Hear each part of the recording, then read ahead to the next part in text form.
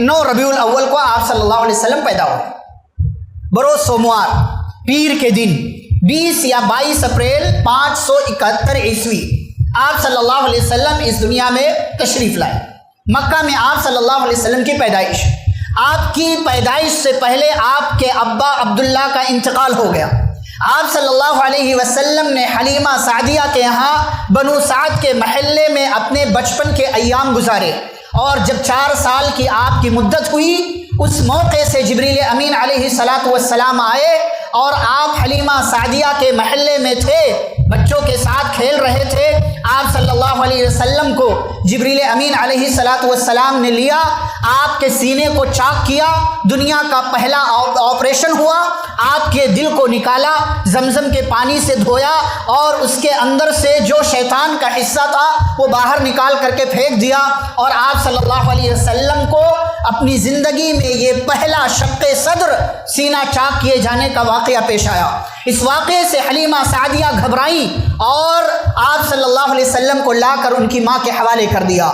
6 سال کی آپ کی عمر ہوئی، آپ صلی اللہ علیہ وسلم اپنی ماں کے ساتھ مدینے گئی ہوئی تھی۔ واپسی میں راستے میں ابوا کے مقام پر آپ کی ماں کی طبیعت خراب ہوئی اور وہیں آپ کی ماں آمینہ کا انتقال ہو گیا۔ وہاں سے آپ کے دادا عبد المطلب نے آپ کی پرورش کی۔ 8 سال 6 مہینے 12 دن کے ہوئے پیارے نبی صلی اللہ علیہ وسلم تو آپ کے دادا عبد المطلب کی وفات ہو گئی۔ یہاں سے لے کر کے 8 سال کی عمر سے لے کر کے 50 سال کی عمر تک سارا دیکھ ریکھ اب ابو طالب نے، جو آپ صلی اللہ علیہ وسلم کے چچا ہیں، انہوں نے کیا۔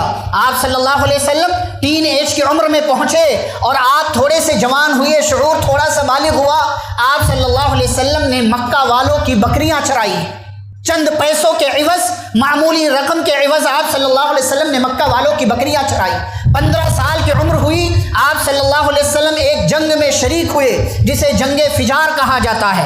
25 سال کی عمر ہوئی، آپ صلی اللہ علیہ وسلم نے شادی کی، اور اس سے پہلے آپ کو تجارت کا اچھا خاصا تجربہ ہو چکا تھا، اور آپ صلی اللہ علیہ وسلم نے اپنی پہلی بیوی حضرت خدیجہ رضی اللہ تعالی عنہا کے مال کو لے کر کے آپ شام گئے اور آپ نے تجارت کیا۔ اس سے پہلے آپ ابو طالب اپنے چچا کے ساتھ تجارت کی تھوڑی بہت سوجھ بوجھ آپ نے حاصل کر لی تھی۔ 25 سال کی عمر میں آپ کی شادی ہوئی، اور پھر یہ سلسلہ آگے سے شادی شدہ زندگی کا آگے بڑھا۔ 35 سال کی عمر ہوئی، خانہ کعبہ کو دوبارہ سے بنانے کا واقعہ پیش آیا۔ خانہ کعبہ کی دیواریں کمزور ہو گئی تھی، مکے والوں نے فیصلہ کیا کہ خانہ کعبہ کو ڈھا کر کے دوبارہ سے تعمیر کیا جائے، کیونکہ وہاں رکھے ہوئے سونے، زیورات، دیگر چیزیں چور اچکوں نے چرا لیا کرتے تھے۔ دیواریں نیچی تھی اور کبھی بھی دیوار گر سکتی تھی سیلاب کی وجہ سے۔ دوبارہ سے تعمیر شروع ہوئی، حجر اسود کو اس کے مقام پر رکھنے کا موقع آیا تو آپ صلی اللہ علیہ وسلم نے ایک دانش مندی کا فیصلہ کیا، اور آپ نے سارے لوگوں کو ملا کر کے حجر اسود کو ایک چادر میں رکھا، اسے اٹھایا گیا، اور جب حجر اسود کے مقام تک وہ چادر پہنچی، آپ نے اپنے ہاتھوں سے حجر اسود کو اٹھا کر اس کی جگہ پر رکھ دیا۔ آپ صلی اللہ علیہ وسلم 40 سال کے ہوئے، آپ کو نبوت ملی اور اللہ نے آپ کو نبی بنا دیا۔ اقرأ بسم ربک الذی خلق 5 آیتیں نازل کر کے، اور پھر یا ایھا المدثر قم فانذر وربک فکبر، سورۃ المدثر کی ابتدائی کچھ آیتیں نازل کر کے آپ کو رسالت کے منصب پر فائز کر دیا گیا، اور آپ سے کہا گیا جائیے دنیا میں مکہ والوں کے درمیان دعوت و تبلیغ کیجیے۔ آپ صلی اللہ علیہ وسلم وہیں سے اٹھ کھڑے ہوئے۔ 40 سال کی عمر سے آپ نے یہ کام شروع کیا۔ اگلے 22 سالوں تک آپ صلی اللہ علیہ وسلم نے اپنی زندگی کے دن اور رات میں لوگوں کو اللہ کے دین کی طرف بلایا۔ شروع کے 3 سال آپ نے چھپ چھپا کر دعوت و تبلیغ کا کام کیا، پہلے اپنے گھر والوں کو، رشتہ داروں کو، ساتھیوں کو، دوستوں کو، احباب کو پکڑا۔ کچھ لوگ مسلمان ہوئے، کچھ لوگوں نے انکار کر دیا۔ 3 سال کے بعد اعلانیہ طور سے آپ صلی اللہ علیہ وسلم نے دعوت و تبلیغ کا کام شروع کیا، اور اگلے 7 سالوں تک مکہ کی گلیوں میں، چوراہوں میں، بازاروں میں اور مسجد حرام میں جا کر کے آپ صلی اللہ علیہ وسلم نے دعوت و تبلیغ کیا۔ جب یہ مدت اگلے 4 سال کراس ہوئی، اس سے پہلے ہی آپ کے ساتھیوں پر ظلم و ستم کیا جانے لگا۔ نبوت کے 5ویں سال حبشہ ہجرت کرنے کی آپ صلی اللہ علیہ وسلم نے اجازت دے دی۔ 7 سال نبوت کے مکمل ہوئے تو آپ صلی اللہ علیہ وسلم کو آپ کے خاندان کا بائیکاٹ کر دیا گیا۔ 3 سال تک شیب ابی طالب میں آپ صلی اللہ علیہ وسلم رہے۔ 50 سال کی عمر آپ صلی اللہ علیہ وسلم کی ہوئی۔ نبوت کے 10 سال مکمل ہوئے اور یہ بائیکاٹ کا سلسلہ ختم ہوا اور یہ قید و بندش کی صعوبتیں ختم ہوئی، واپس ہوئے تو آپ کی چہیتی پیاری اکلوتی بیوی، سپورٹ کرنے والی بیوی اما خدیجہ رضی اللہ تعالی عنہا انتقال کر گئی۔ آپ کو ہر قدم پر سپورٹ کرنے والے آپ کے چچا ابو طالب داغ مفارقت دے گئے، ان کی بھی وفات ہو گئی۔ آپ صلی اللہ علیہ وسلم غم سے نڈھال، پریشان، مکہ والے آپ کی بات قبول نہیں کر رہے۔ چچا کی وفات کے بعد مزید ستانے کا، تکلیف دینے کا مرحلہ شروع ہو گیا۔ آپ نے مکہ والوں کو چھوڑ کر اب مکہ سے باہر طائف آپ گئے کہ وہاں کے لوگ آپ کی بات کو قبول کر لیں گے۔ سارے لوگوں نے آپ کی بات قبول کرنے سے انکار کر دیا۔ آپ کے پیچھے اوباشوں اور بدماشوں کو لگا دیا گیا، مارو، ستاؤ، گالیاں دو۔ اوباشوں اور بدماشوں نے، نوجوانوں نے مارا۔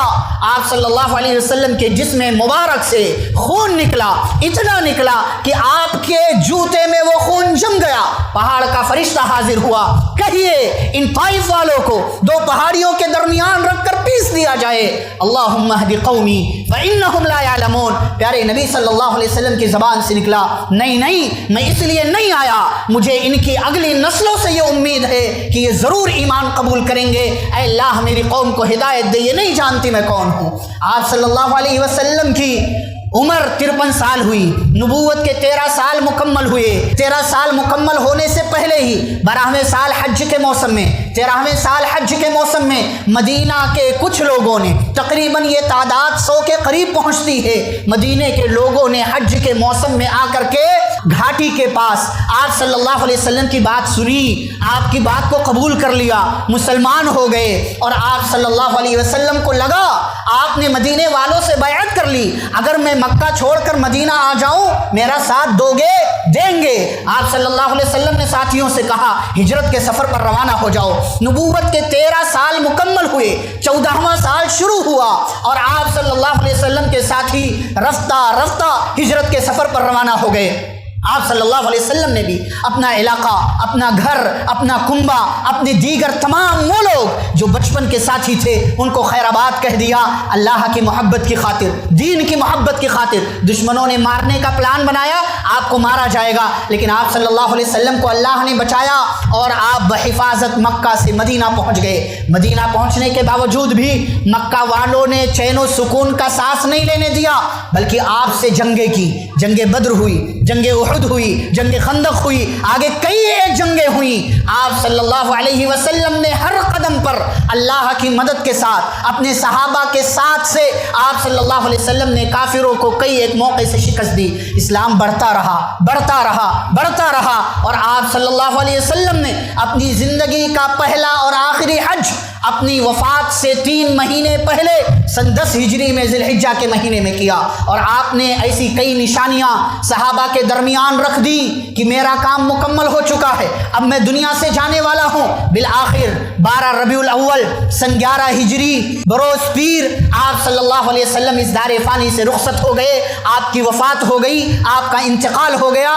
صحابہ کا یہی عقیدہ تھا، اسی لیے صحابہ کرام نے نماز جنازہ پڑھی اور آپ کو قبر کے حوالے کر کے صحابہ کرام رضی اللہ عنہم اجمعین نے اپنی ذمہ داریاں انجام دینا شروع کر دیا۔ یہ ایک سرسری سا تذکرہ میں نے آپ کے سامنے کیا ہے نبی اکرم صلی اللہ علیہ وسلم کی زندگی کا۔ میرے بھائیوں، بزرگوں، نوجوانوں، اسلامی ماؤں اور بہنوں، نبی اکرم صلی اللہ علیہ وسلم کی سیرت پڑھو، آپ کی حیات طیبہ کا مطالعہ کرو۔ آپ صلی اللہ علیہ وسلم کی سیرت طیبہ میں ہمارے لیے ایسی روشن مثالیں ہیں، واللہ اگر نبی کی سیرت کا مطالعہ کرو اور دنیا والوں کو یہ پیغام دو، خاص طور سے ان لوگوں کو جو نبی اکرم صلی اللہ علیہ وسلم کی ذات سے طرح طرح کی باتیں کرتے ہیں، ان کی ذات سے متعلق ان کو بتاؤ کہ نبی کی ذات پر انگلی اٹھانے سے پہلے نبی صلی اللہ علیہ وسلم کی سیرت پڑھو۔